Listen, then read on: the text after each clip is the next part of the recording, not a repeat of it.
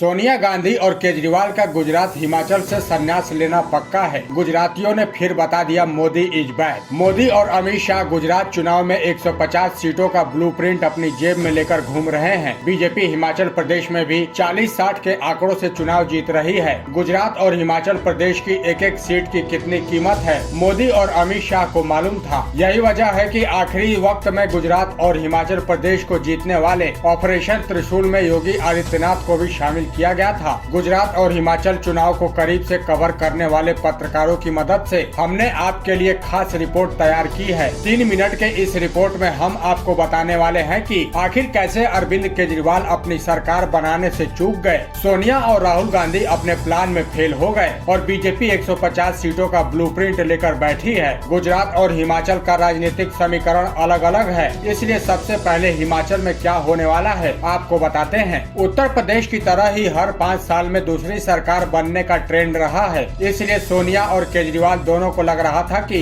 इस बार हमारी सरकार बन जाएगी। हिमाचल में 2017 से पहले कांग्रेस की सरकार थी। इसके बाद बीजेपी 2017 में 68 में से 44 सीटें जीतकर अपनी सरकार बनाई। किसी भी सरकार को पूर्ण बहुमत के लिए 35 सीटों की जरूरत होती है। हिमाचल प्रदेश में पिछले 2 साल से बीजेपी के जयराम ठाकुर के खिलाफ लोगों के अंदर गुस्सा था। चुनाव से 1 महीने पहले अमित शाह ने गुजरात और हिमाचल को लेकर एक रिपोर्ट मांगी थी, जिससे पता चला था कि बीजेपी हिमाचल में चुनाव हार सकती है। इसके बाद अमित शाह ने अपने त्रिशूल प्लान में योगी आदित्यनाथ को शामिल किया। 5 दिन के अंदर योगी ने हिमाचल में 16 से ज्यादा रैलियां की और इसके बाद हवा बदल गई। बीजेपी को इस बार 68 विधानसभा सीटों में से 45 से 50 सीटें मिल सकती हैं। कांग्रेस को 20 और आम आदमी पार्टी को एक भी सीट मिलती हुई नहीं दिख रही है। मतलब हिमाचल में फिर से बीजेपी की सरकार बनने जा रही है। पीएम मोदी से लेकर अमित शाह, योगी आदित्यनाथ सहित पूरी बीजेपी ने सबसे ज्यादा गुजरात में पसीना बहाया है। गुजरात में पिछले 27 साल से बीजेपी की सरकार है। मोरबी पुल हादसे के बाद बीजेपी के खिलाफ माहौल तैयार करने की कोशिश की गई। बीजेपी ने इस बार गुजरात में 40 से ज्यादा बड़े नेताओं के टिकट काटे थे, जिसकी वजह से पार्टी के अंदर बगावत भी देखने को मिली थी। ऐसा पहली बार हुआ है जब मोदी प्रधानमंत्री बनने के बाद इस बार गुजरात में घर घर वोट मांग रहे थे। हाल ही में आरबीआई की एक रिपोर्ट आई है, जिसमें बताया गया है कि पूरे भारत में इस बार भी गुजरात की सबसे ज्यादा आर्थिक दर 9% से ज्यादा है। इसका मतलब है कि जिस विकास को मुद्दा बनाकर केजरीवाल और कांग्रेस गुजरात में चुनाव लड़ रहे थे, वो मुद्दा फेल हो गया।